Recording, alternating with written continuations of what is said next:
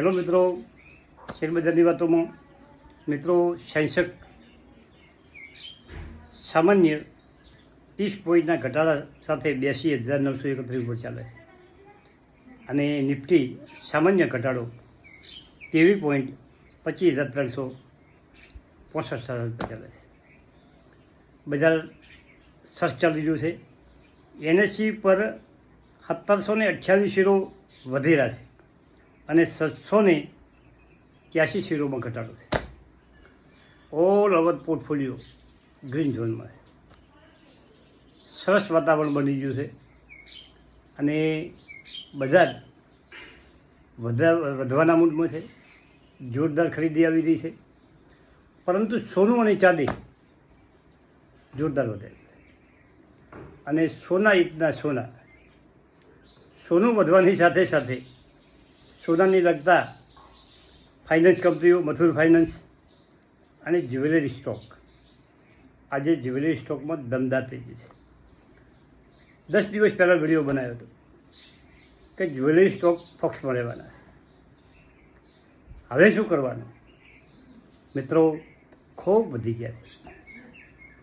7 minute trade લઈ લો, વધારામાં પડશો તો ઘટે પણ ખરા, પરંતુ બજારના ઘટાડે જ્વેલરી સ્ટોક તમારે પોર્ટફોલિયોમાં સમાવેશ કરવાનો. એનું કારણ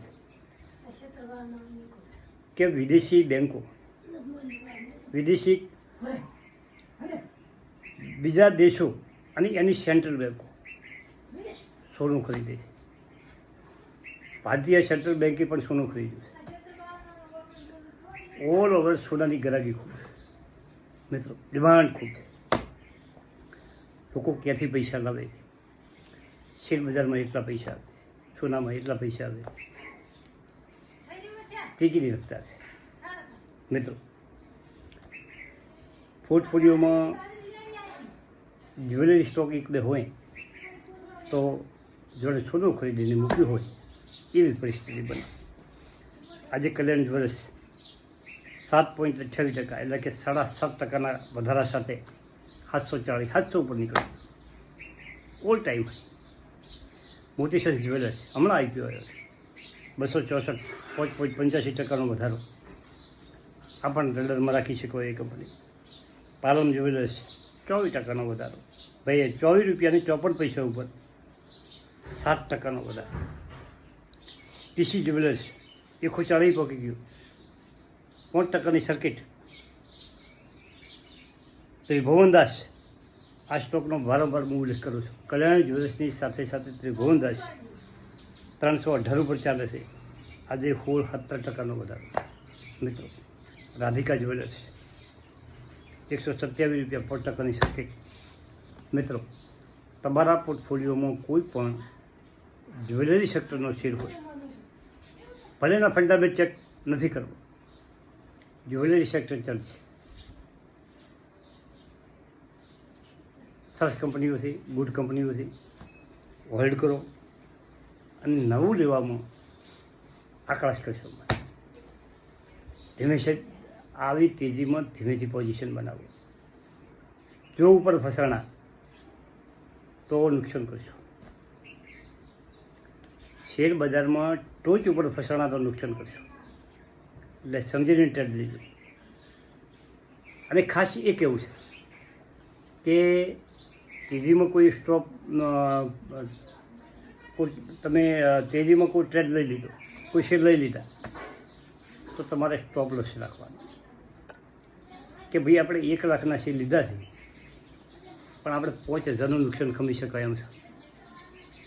તો 5% નીચે જે ભાવ થાય, ધારો કે 100 રૂપિયાનો હોય તો 95 રૂપિયા એનો સ્ટોપ લોસ મૂકી દેવા કે આટલું નુકસાન ખમી ગયું છે, એટલો આગળ આપણે વેચી દેવા.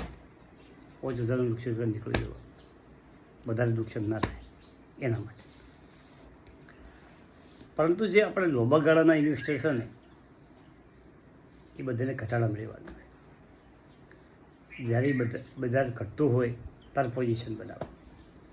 કોમેન્ટો ખૂબ આવી છે, કોમેન્ટોનો વિડીયો બનાવવો છે, પરંતુ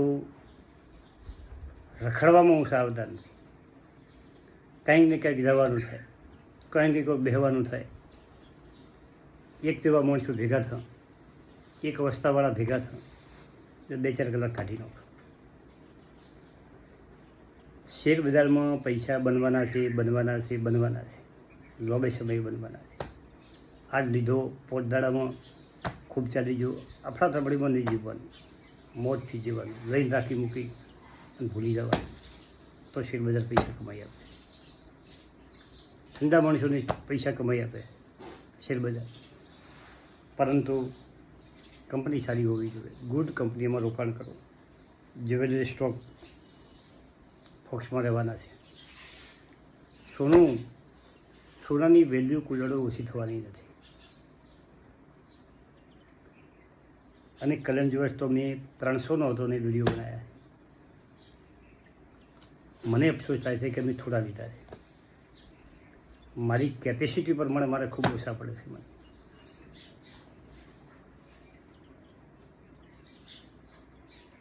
પીસી જ્વેલર્સ કોઈ અડતું નહોતું. આ દેખો ચાળી ઉપર રાધિકા, તમારા ખૂબ કોમેન્ટો આવે છે રાધિકાની, પીસી જ્વેલર્સની. આ ત્રિભુવનદાસ સ્ટોક ખૂબ ચાલ્યો,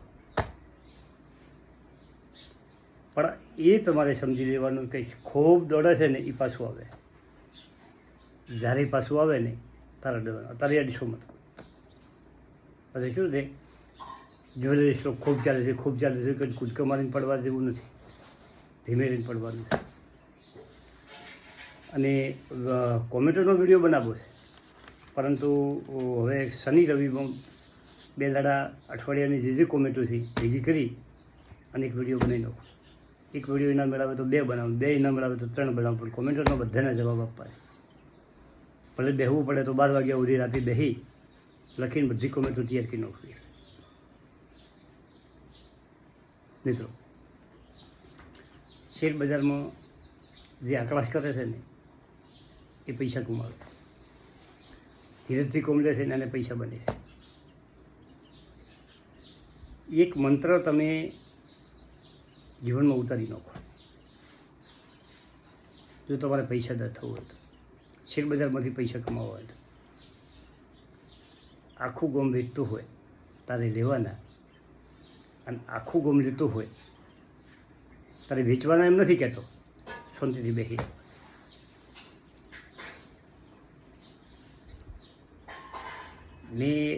હું તમને મારા અનુભવની એક વાત કહું કે કોઈ પણ કંપની તમારા પોર્ટફોલિયોમાં હોય, ઓનો તમે બીજો અર્થ ના લેજો કે કોઈ પણ પોર્ટફોલિયોમાં તમારા પોર્ટફોલિયોમાં કંપની હોય અને તમે 10% કે 20% વેચી નાખો, તો પાછા વળેની કંપની જેવા તમે લગભગ નહીં તો 90% લોકો નથી જતા. એનાથી બીજી કંપની રડારમાં હોય નહીં લઈ લો. પરંતુ જે કંપની ગમતી હોય, જે કંપનીમાં પોટેન્શિયલ હોય, જે કંપની સારી છે, એને તો હોલ્ડ જ કરવી. અને જે લોકોને ધારો કે એવી કોઈ કંપની હોય ને આપણામાં પણ પ્રોફિટ મળતું હોય તો ઠપકરી મારો, પ્રોફિટ બુક કરી લેવા.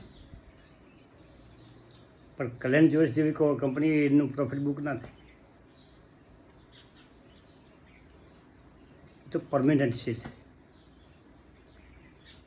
તમે 25 વર્ષ લીધો હોય ને તો એ 62 વર્ષ સુધી રાખે એવો છે.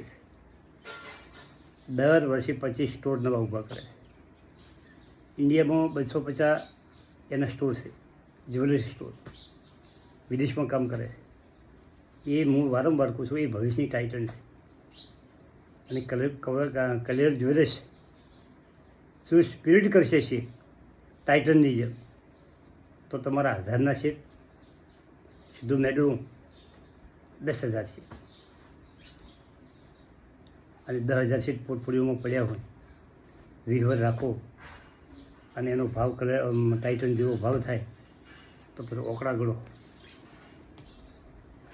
પૈસા રીતે. પૈસા બનાવવામાં એક જ મંત્ર છે, શરૂઆતના સ્ટેજમાં શેર પકડી લેવાનું.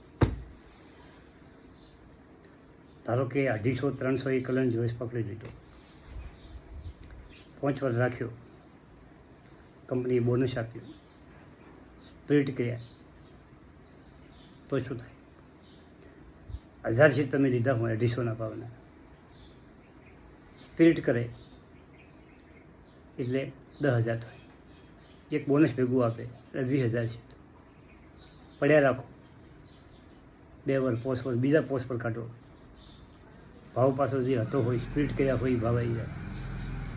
બીજો વર્ષ પડ્યા રાખો. આ રીતે સ્ટ્રેટેજી બનાવો તો પૈસા બને. પણ એના માટે ખૂબ સમય આપો. જેના પાસે ખૂબ સમય છે, જેના પાસે ખૂબ હિંમત છે, મજબૂતાઈ છે, એ લોકો આવા શેર હોલ્ડ કરી શકે.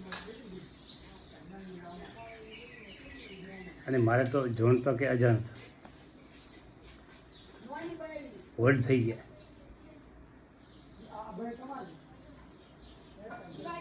20 વર્ષ ત્યાં કંપનીઓ રિલાયન્સ જેવી હતી, Jyoti vision, APL, Apollo, JK paper ને આવી કંપનીઓને 2008થી ગણો ને 8 ને 2 18 ને 16 વર્ષ થયા.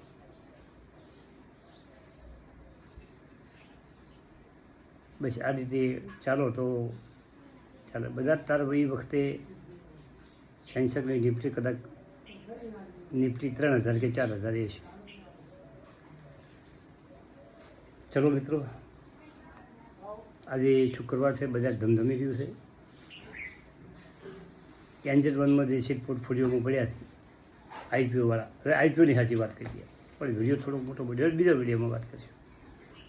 એન્જલ વનમાં 14 કંપનીઓ પડી છે, 2 કંપનીઓ બાદ કરતાં 12 કંપનીઓ ચાલી રહી છે. જૂનો પોર્ટફોલિયો KEFમાં છે એ પણ બધી ધમધમાઈ ગઈ છે. થેન્ક યુ, આભાર.